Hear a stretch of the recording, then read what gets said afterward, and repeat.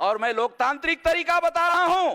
Article 19 के तहत जो अधिकार हम लोगों को दिया गया है, पुलिस के लोग, जिलाधिकारी के लोग 44 लगाते हैं, 37 लगाते हैं। मैं जिलाधिकारियों को चेतावनी देता हूं कि ये ब्रिटिश लोगों का बनाया हुआ 37 और 44 है, ये आर्टिकल 19 का उल्लंघन है। मैं जिलाधिकारियों को चेतावनी देता हूं कि ये ब्रिटिश लोगों का बनाया हुआ 37 और 44 है, ये आर्टिकल 19 का उल्लंघन है। बराबर है? वकील को पूछो। मैं वकील नहीं हूं मगर वकीलों को मार्गदर्शन करता हूं। आर्टिकल 19 पढ़ लो।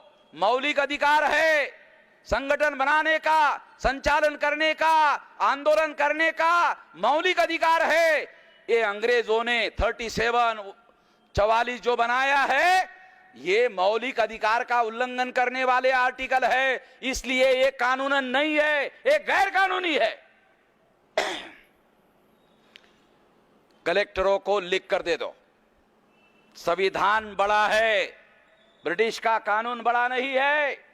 26 जनवरी 1950 को संविधान लागू हुआ और अंग्रेजों के जो इंडियन पिनल कोड के आर्टिकल है वो अगर मौलिक अधिकार को कॉन्ट्रडिक्ट करते हैं तो वह गैर कानूनी है। इसलिए आपको 37 और 44 से डरने की जरूरत नहीं है, उसका उल्लंघन करो क्योंकि वह कानूनी नहीं है। मगर हमारा आंदोलन मौलिक अधिकार के तहत, आर्टिकल 19 के तहत, संविधान के मौलिक अधिकार के तहत है और यह किसी के बाप का दिया हुआ अधिकार नहीं है। हम कह सकते हैं हमारे बाप ने दिया हुआ है, बाबा साहब अम्बेडकर का दिया हुआ है। ये किसी के बाप का दिया हुआ, ये गांधी का नहीं है, ये बाबा साहब का है। गांधी बैरिस्टर जरूर थे मगर संविधान लिखने की औकात गांधी जी के पास नहीं थी। गांधी जी भी मानते थे औकात अम्बेडकर के पास है। गांधी जी ने ही सजेस्ट किया अम्बेडकर को दे दो, ये किसी के बस की बात नहीं है, ये अम्बेडकर ही कर सकता है।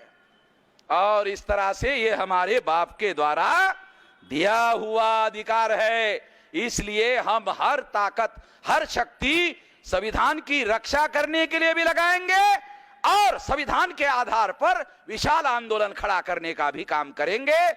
इस मौके पर मैं आपको यही अपील करना चाहता हूं कि आप गांव-गांव जाकर जनता को इस आंदोलन के समर्थन में खड़ा करें।